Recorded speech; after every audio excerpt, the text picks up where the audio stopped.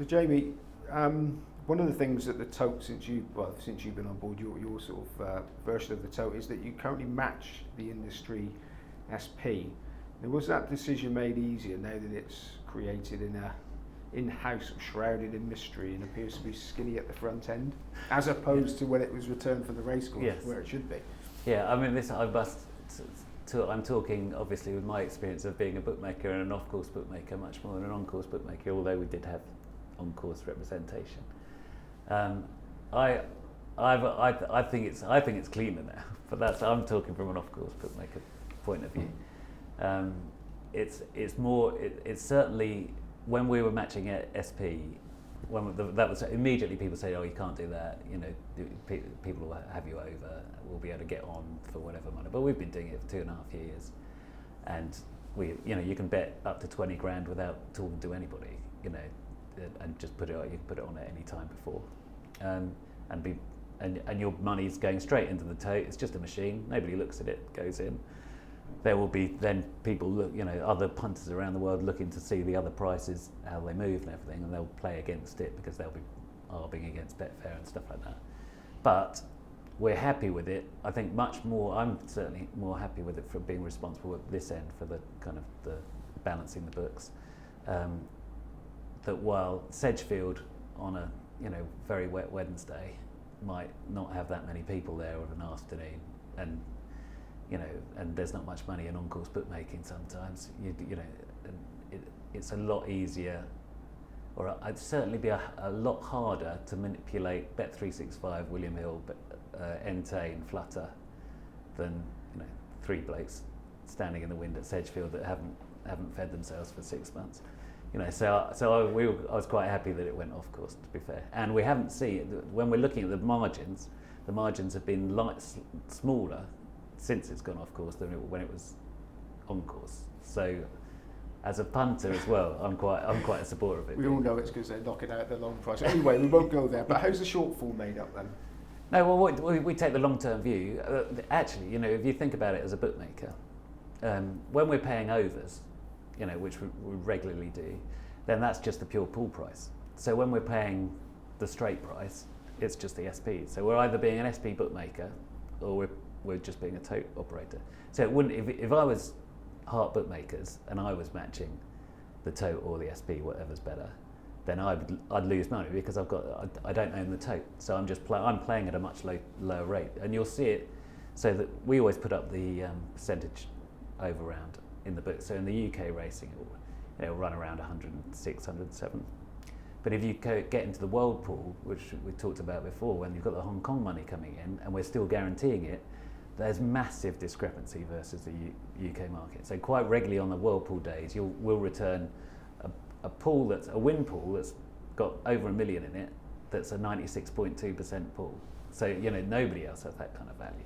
But you can do it because basically when we overpay, and that's where most of the margin is taken out, it's the actual Tote price. Is there not a worry that with the draconian nature of the bookmaker restrictions and things that, like yourself, I've spoken to Harry Finley, Patrick Veach, I imagine they both bet quite big, that you're going to get a massive influx of professional money late on, knowing they're going to get on SP, which is, they've got a rough idea what the SP is going to be, that you're going to end up, it's going to be untenable because you're only getting the Shrewies betting with you.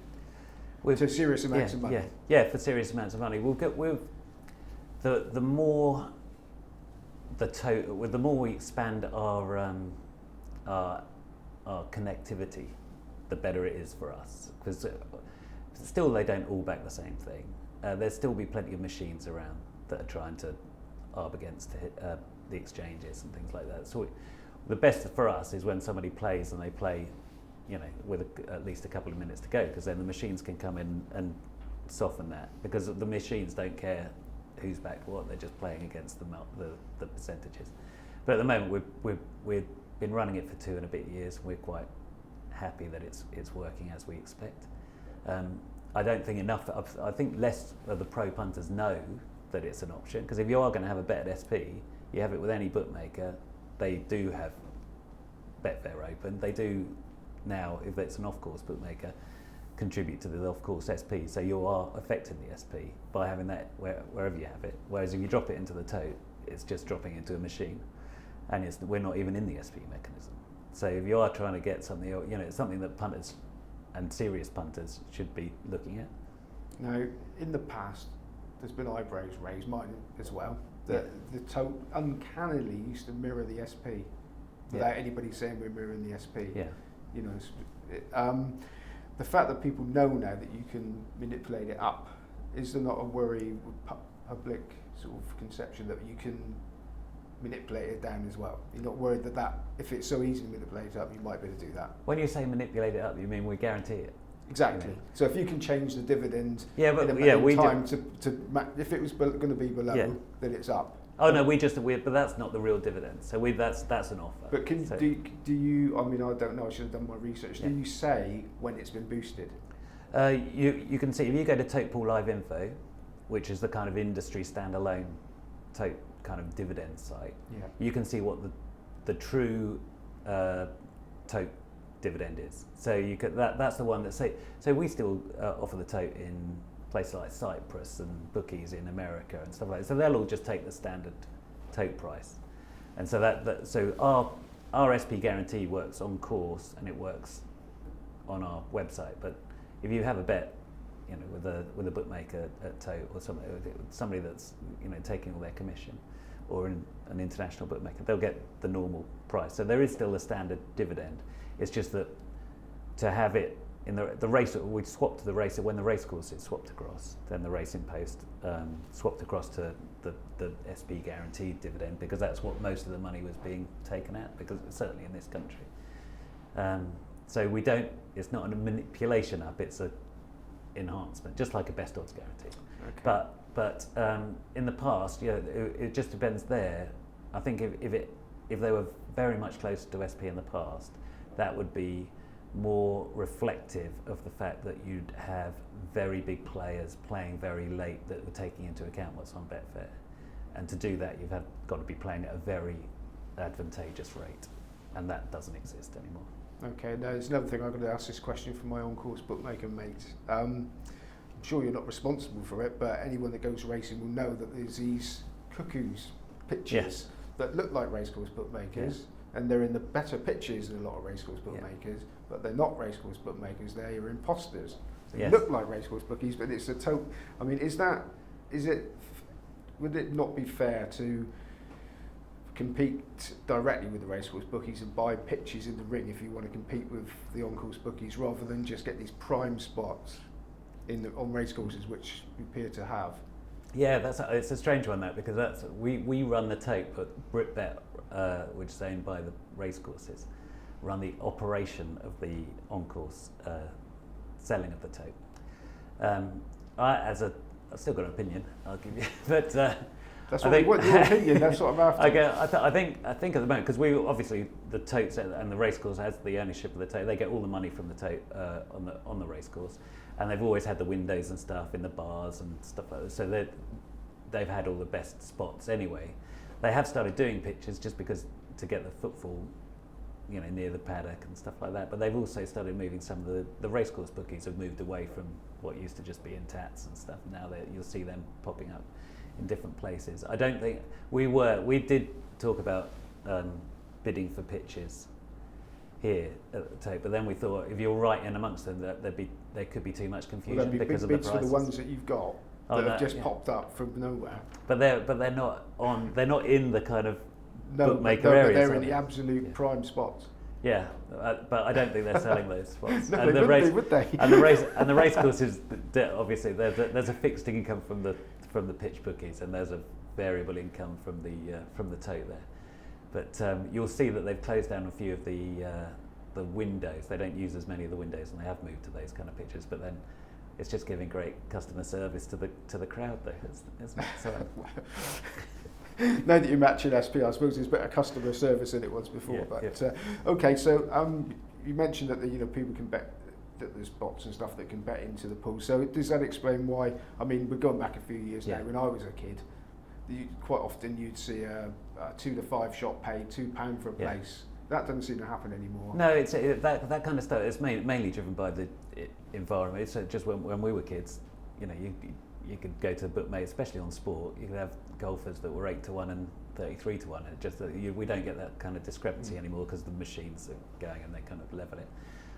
You will still get some significant discrepancies. Sometimes though, sometimes we have big international players that come in, just proper recreational international players. Somebody at SBO in the Far East might have £8,000 on a horse just because they're in a bar in Wanchai, so, you know, and it just knocks something out. So you do keep a lookout for those. The machines are looking out for that kind of stuff, but it does still happen. We talked off camera around the SP of the winner of the Grand National this year. There's still some kind of freaky divs that are associated both on the exchanges and on the tote.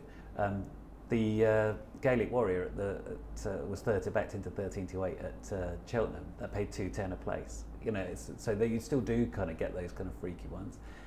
What you'll definitely get are freaky divs around the world pools because they are so, the international money there's so much in there, and it all comes based so much on what they're reading and what they're viewing on the TV out in Hong Kong and those other countries, that you will still get those big discrepancies there. And then there's other discrepancies, mostly around the exotics, which, like we talked about earlier, people don't seem to, in this country we're not such exotic players, but there are still significant differences in the exotics. You know, I think the people, it always kills me when there's somebody wins the TriCast at the Grand National, they put a picture of their slip up and they won £4,000, and they go, well, it paid 24 grand on the trifecta. You know, if you'd written it out differently, you'd have been much better off. So that kind of stuff, you can get some freaky divs.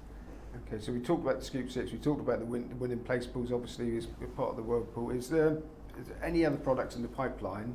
Are you actively sort of looking for other ways of bringing the tote to prominence again? Yeah, I think certainly big international pools that generate a big international multi-leg that could be, you know, of lottery style, because I think that's something that is missing from our portfolio, a big lottery style bet.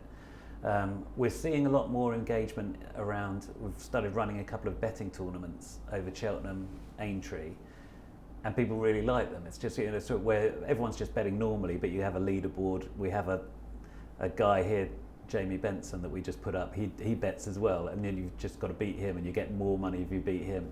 I mean, it just comes in for a lot of stick because whenever he does his arse, obviously everybody in there knows, and he's tried to develop quite a thick skin off the back of it. But it generates a lot of interest, and because everybody's got the same price, it's not like a normal betting competition where your mate, you know, he was matched on Betfair yesterday at 28 and it's 7-2. You've missed all that. Everybody's got access to the same bets.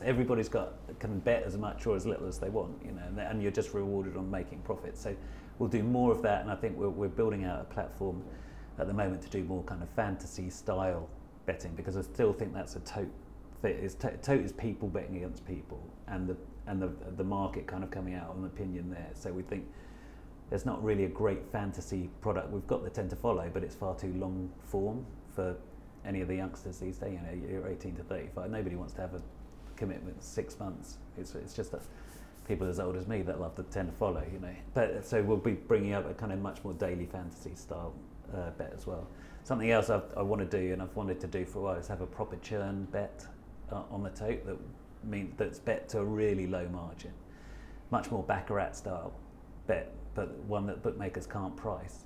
And so I've always thought one of the best things that Betfred introduced was both teams to score, because it gives you an interest all the way through the match. You've never lost until the end, or you've been paid. And so the only thing close to that is to give everyone an interest in the finish was how far the winning distance is. So we came up with clear v close. It's close if you win by up to and including a length, and it's clear if you're more than a length. Just a two horse tote, but it's a 2.5% tote. So it's much more. It's something you can just throw money out at the side. But you know, whatever happens, even if your horse has fallen, you're cheering either the second to get closer or the first to get further away. And I think it's something like that only the tote can do, because I wouldn't be able to price that in every race. So it's something that you can just leave to a tote, that kind of product. So you've got massive jackpot product and some churn products that only totes can price. I think that's the kind of way that we should go.